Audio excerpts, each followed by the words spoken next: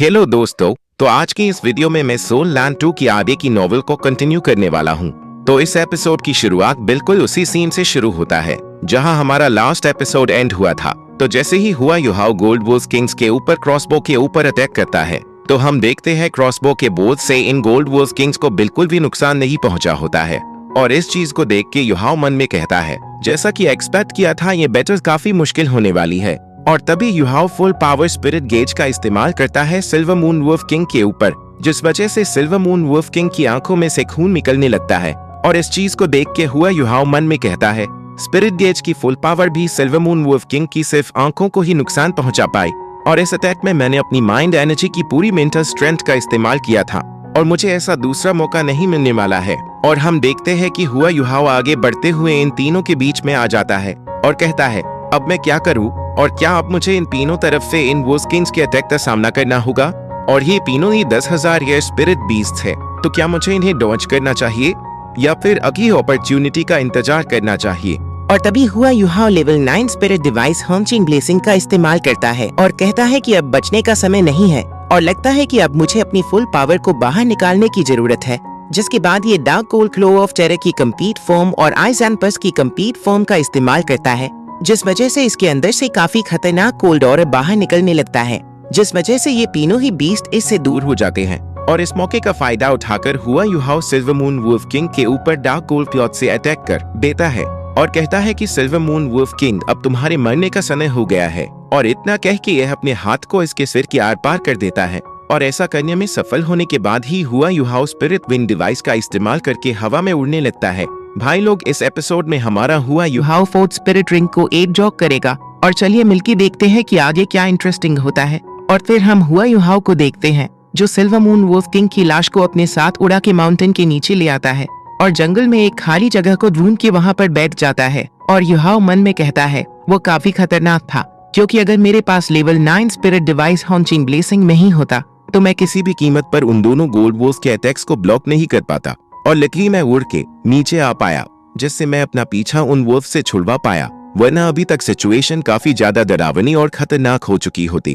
और तभी हम एक गोल्ड वोल्स किंग को देखते हैं जो कि हुआ युहाओ के पीछे आ रहा होता है और इस तरफ हमारा युहाओ एकदम शांति से बैठा होता है। और यह गोल्ड वोल्स किंग बड़े आराम से युहाओ के काफी करीब तक आ जाता है और हुआ युहाओ इससे कहता है, मुझे प्रोटेक्ट करना और याद चाहिए कि मुझे किसी भी कीमत में नुकसान ना पहुंचे, जिसके लिए गोल्ड वोल्फ भी मान जाता है। और यह इलेक्ट्रोलक्स का नेक्रोलॉजी है।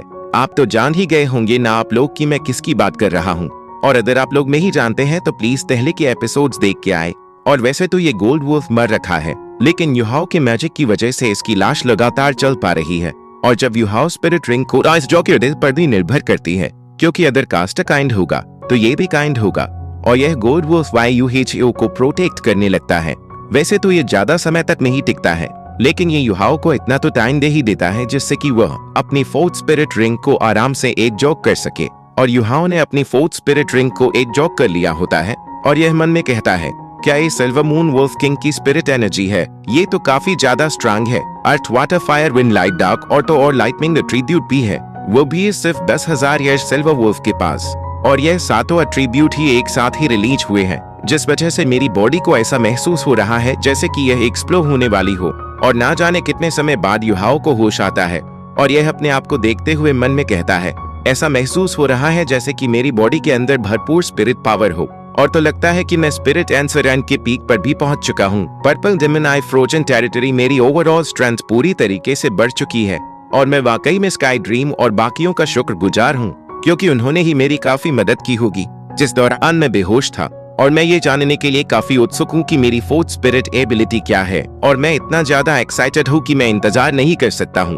और युहाओ जैसे ही अपनी स्पिरिट एबिलिटी को देखता है तो इसके तोते उड़ जाते हैं और तो और यह काफी निराश भी हो गया होता है।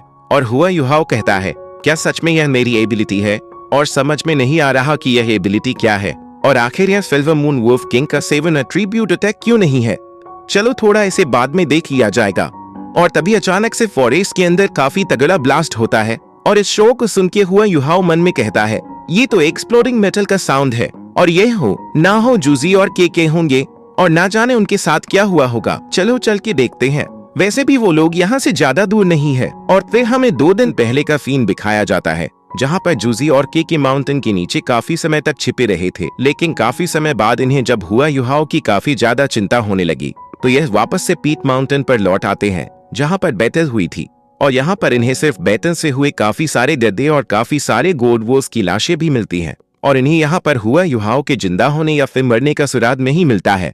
और के कहती है अब जब युहाओ इतना ज्यादा स्ट्रैंड है तो निश्चित रूप से वह ठीक होगा और कैसा रहेगा अगर हम उसे किसी और जगह ढूंढे। और के मन में कहती है जूजी ने काफी समय से कुछ भी नहीं कहा है, क्या ये ठीक है? और जब जूजी कोई भी रिप्लाई नहीं देती है तो ये जोर से इसका नाम लेती है। तो ये कहती है कि रिलैक्स, मुझे उसके बारे में चिंता नहीं है और चलो स्पिरिट डिवाइस की टेस्टिंग को कंटिन्यू करते हैं और शायद युहाओ काफी जल्दी लौट भी आएगा।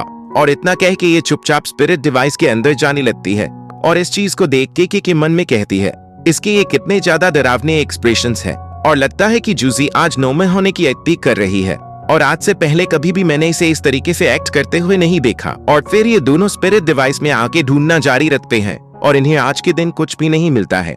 लेकिन अगले दिन इनका सामना वही गोल्ड वॉर्स के झुंड से होता है और यह वही ही गोल्ड वॉर्स का झुंड होता है जिसने सिल्वर मून वॉर्स को खो दिया था।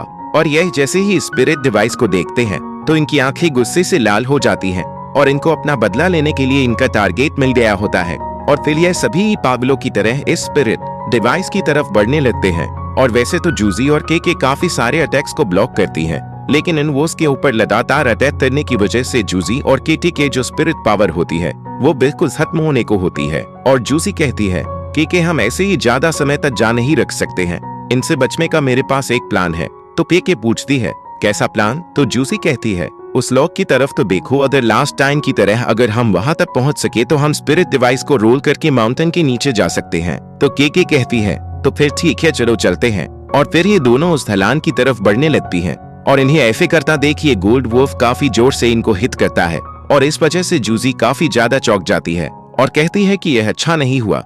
इस स्पिरिट डिवाइस का जो मेटल लेग है वो टूट चुका है और इस स्पिरिट डिवाइस का जो बैरियर है वो भी अच्छे से काम नहीं कर रहा है। और तभी चारों तरफ से ये गोल्ड वॉर्फ इस स्पिरिट डिवाइस के ऊपर टूट पड़ते हैं और अपने मुंह से नोच नोच के इस स्पिरिट डिवाइस को तोड़ने लगते हैं। और इस चीज को देख के भी परेशान होती है और कहती है कि इन्होंने तो इस स्पिरिट डिवाइस को तोड़ दिया है और लगता है कि यह स्पिरिट डिवाइस अब और काम नहीं करेगा। और जूसी कहती है लगता है कि अब हम नहीं बचने वाले हैं। और इस तरफ के भी काफी ज्यादा परेशान होती है और यह एक स्पिरिट वेपन को तैयार करते हुए कहते हैं कि धत तेरी की, अगर तुम सभी लोग मुझे खाना चाहते हो तो तुम अपने आप को खतरे में डाल रही हो और मेरी जान ही क्यों ना चली जाए, लेकिन उससे पहले मैं तुम सभी को ही जला के राख कर दूंगी।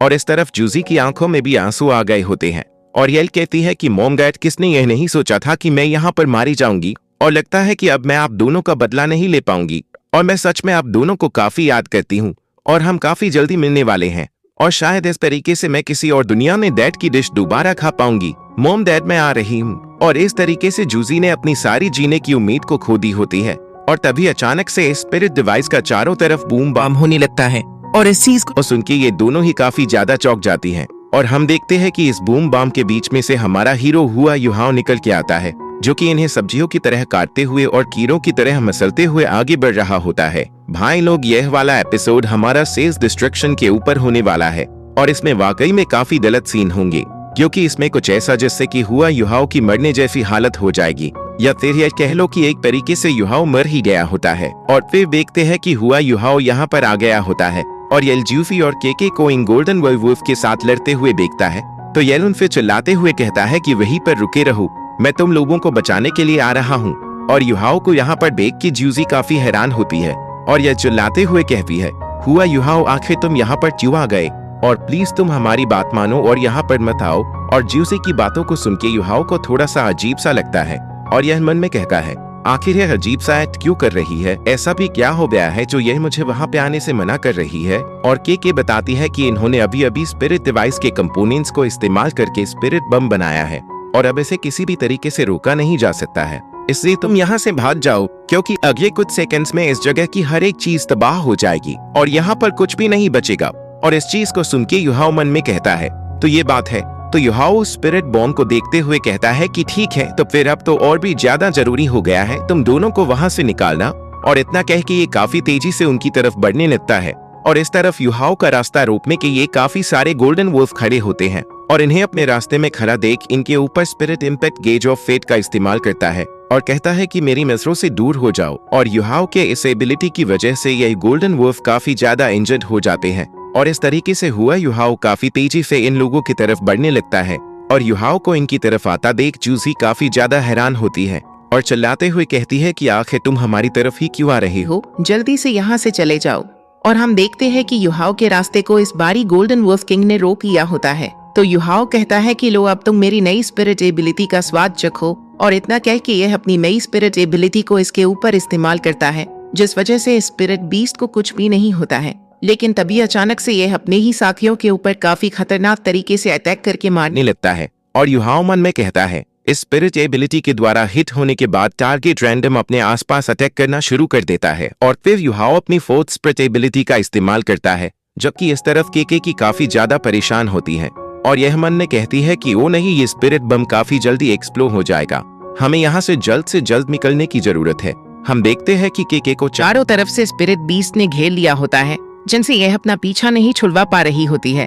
और तभी केके काफी हैरान परेशान होते हुए कहती है नहीं, अब इसके लिए काफी देर हो चुकी है। और तभी हम देखते हैं कि इन सभी गोल्ड वुल्व्स ने चारों तरफ से इन दोनों के ऊपर चार्ज कर दिया होता है और इन सभी स्पिरिट बीस्ट को देख के जूसी मन में कहती है ऐसा कोई सा तरीका नहीं है जिससे कि इस वुल्व्स के झुंड से छुटकारा पाया जा सके और लगता है कि अब सब कुछ खत्म होने वाला है। लेकिन अब मुझे इस चीज का काफी ज्यादा अफसोस हो रहा है कि आखिर क्यों मैंने स्पिरिट बम को एक्टिवेट किया और लगता है कि मैं ही यहाँ पर सभी को मारने वाली हूँ और मैंने कभी नहीं सोचा था कि मैं ही इनकी मौत का कारण बनूंगी। और तभी हम देखते हैं कि युहाओ इन स्पिरिट बीस्टों के झुंड में से इन सभी को चीरते फाड़ते हुए बाहर निकलता है और युहाओ को देख के इन दोनों के ही काफी तगड़े वाले होश उड़ जाते हैं और युहाओ अपनी पूरी ताकत का इस्तेमाल करके इन दोनों को पकड़ के यहाँ से ले जाने लगता है। और जब युहाओ इन दोनों को यहाँ से दूर ले जा रहा होता है और तभी अचानक से एक काफी ज्यादा तगड़ा ब्लास्ट होता है और यह धमाका वाकई में काफी ज्यादा खतरनाक होता है और जो इनका स्पिरिट डिवाइस था उसके चिथड़े उड़ गए थे। और इस तरफ युहाओ ने इन दोनों को इस धमाके से बचाने के लिए अपनी बॉडी से इन दोनों को पूरी तरीके से कवर कर लेता है और हम देखते हैं कि इस खतरनाक धमाके ने इस जंगल के एक काफी बड़े हिस्से को नष्ट कर दिया होता है। और इस धमाके के पास जो गोल्डन स्पिरिट बीस्ट थे उन सभी के भी इस धमाके के साथ चिथड़े उड़ गए थे और इस धमाके वाली जगह पर कुछ भी नहीं बचा होता है। इसके आगे क्या होगा हम इसको अगले एपिसोड में देखेंगे। इस वीडियो में सिर्फ इतना ही, और वीडियो अच्छा लगा हो लाइक शेयर सब्सक्राइब